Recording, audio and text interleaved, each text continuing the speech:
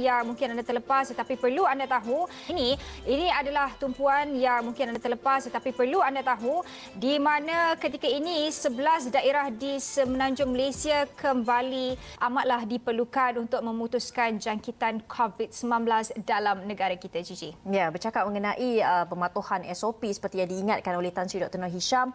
Saya tahu hari ini Sabtu, esok pun Ahad, satu hujung minggu. Mungkin ini kesempatan bagi anda di luar sana untuk keluar, beriadah, mungkin pergi bawa family keluar makan. Tapi kena diingatkan anda di luar sana untuk meningkatkan waspadakan diri walaupun kita berada dalam PKPB di Kuala Lumpur. Tetapi kita masih lagi sedang berperang melawan pandemik COVID-19. Kita masih lagi belum habis lagi pandemik ini, tetapi dalam masa yang sama perlu diingatkan juga ini angka terbaru perkembangan kes harian COVID-19 yang mana perlu dan penting untuk anda ambil tahu mengenai perkara ini, yang mana semalam mencatatkan 1,576 kes baru. Ya, dan dalam kita bercakap berkenaan dengan jumlah peningkatan ataupun jumlah kes harian COVID-19 ini, diingatkan sekali lagi untuk melakukan saringan terhadap pekerja asing ini, di mana ketika ini kerajaan akan mempertimbangkan untuk mewajibkan suntikan vaksin COVID-19 dan ia adalah sebahagian. Kita bercakap menonton acara ataupun sukan bola sepak ini pasti memerlukan ataupun akan ada kehadiran ramai peminat-peminat sukan ini. Pastinya akan ada sesi bersesak sedikitlah, walaupun mungkin mereka akan melakukan penjarakan fizikal. Saya tak tahu bagaimana, tetapi kalau beratur untuk masuk ke stadium itu pasti akan ada sesak-sesak di situ, dan pastinya arahan yang dikeluarkan oleh Kementerian Belia dan Sukan ini patut dipatuhi. Jangan bawa anak-anak ke stadium kerana ini boleh mendedahkan mereka kepada penyakit-penyakit lain, COVID-19 terutamanya. Tapi kita pun sekarang musim hujan, mungkin senang nak demam, sesama dan sebagainya. Ya, betul tu, Gigi. Pastinya kalau kita tahu di kawasan PKPB sebanyak 10% ataupun bersamaan dengan 2,000 penonton, manakala di kawasan PKPP pula dengan kadar 25% bersamaan dengan 8,000 penonton. Dan ini adalah satu jumlah yang agak tinggi. Pastikan anda sentiasa patuh kepada SOP, penjarakan fizikal, menggunakan pelitup muka dan sebagainya. Dan ia adalah sebahagian daripada usaha kita untuk terus memerangi pandemik COVID-19 walaupun beberapa kelonggaran sudah diberikan. Banyak lagi yang kita nak kongsikan selepas ini, tapi kita berhenti rehat seketika. Kita kembali selepas ini.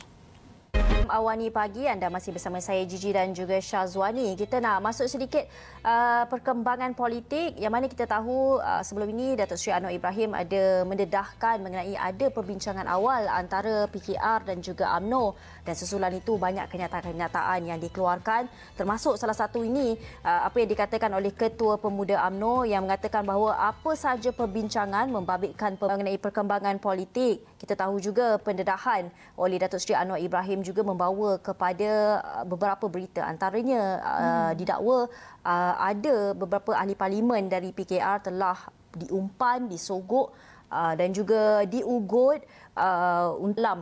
Dan Zuraida juga merupakan ahli Majlis Tertinggi Pribumi Bersatu Malaysia berkata demikian untuk mengulas kenyataan apa yang dikeluarkan oleh Anwar sebelum ini, yang Anwar Ibrahim juga mengatakan mendedahkan bahawa beberapa ahli parlimen PKR telah diberi umpan untuk tinggalkan parti. Tetapi kita sebagai rakyat perlu menimbanglah antara dua kenyataan ini, sama ada mana yang kita hendak terima. Pastinya saya kira rakyat yang paling tersepitlah dekat sini melihat satu kenyataan begini, satu kenyataan begitu, kan Syazwani?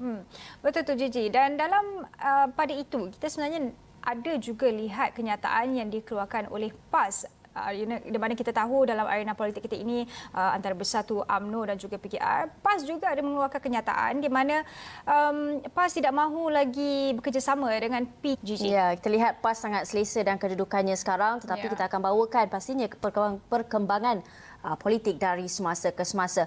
Baiklah, ini antara berita yang perlu kami bawakan. Satu berita yang menarik juga, yang mana Kementerian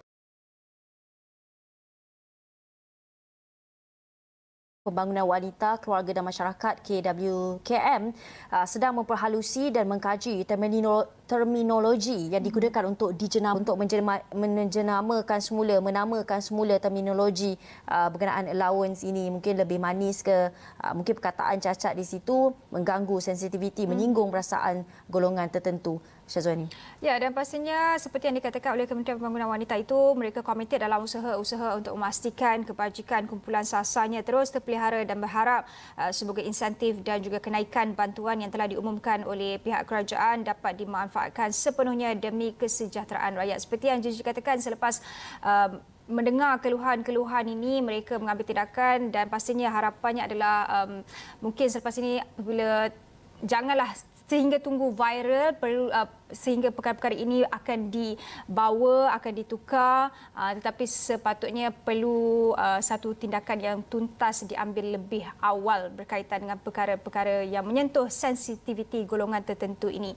Itu adalah berkaitan dengan terminologi yang didakwa menyinggung perasaan. Kita juga nak bawakan satu lagi perkembangan di mana ini adalah peratusan yang mungkin agak tinggi, di mana 55.5% menganggap maklumat dalam talian. Bukan di sini adalah memilih teknologi bidang beralih ke digitalisasi itu. Dan kalau kita tengok kajian yang kami bacakan tadi, sebanyak 55.5% rakyat Malaysia menyifatkan maklumat yang diperolehi di dalam talian kadang-kadang boleh dipercayai, sementara 13.5% lagi memilih untuk tidak percaya. Dan dalam hal ini, kalau kita lihat, ini bergantung kepada kebijaksanaan kita untuk memilih berita mana dari sumber yang mana. Itu sebenarnya yang penting. Kerana apa yang penting adalah anda mendapatkan berita atau maklumat dari sumber yang sahih. Janganlah daripada mungkin mereka yang viralkan melalui WhatsApp atau sebagainya, sebab kita tidak tahu mungkin dari mana asal usul berita tersebut. Dan banyak sebenarnya kalau kita cakap mengenai perkara-perkara ini dalam keadaan kita berdepan dengan pandemik, dalam keadaan kita berdepan dengan pelbagai SOP, pelbagai juga berita-berita yang mungkin kita tidak tahu sejauh mana kebenarannya, kan Syazwani. Ya, baru-baru ini tular mengenai sepasang warga negara Malaysia telah disaman, telah diberi kompaun kerana melanggar SOP yang dikatakan tidak sepatutnya diberikan ketika mereka tengah makan. Tetapi sebenarnya kita pun tidak tahu sejauh mana kebenaran kompaun berkenaan. Tapi itulah sebenarnya contoh-contoh yang saya berikan di sini, yang mana anda boleh lihat bagaimana maklumat yang diperolehi di dalam talian itu, bagaimana kebijaksanaan kita sendiri menilai setiap berita yang diterima. Baik, itu saja yang dapat kami bawakan dalam Awani Pagi. Kalau anda suka apa yang kami bawakan, anda boleh pergi ke extraawani.com. Dengan itu saya Gigi Ahmad. Saya Nur Syazwani Safar Syam. Jumpa lagi. Bye.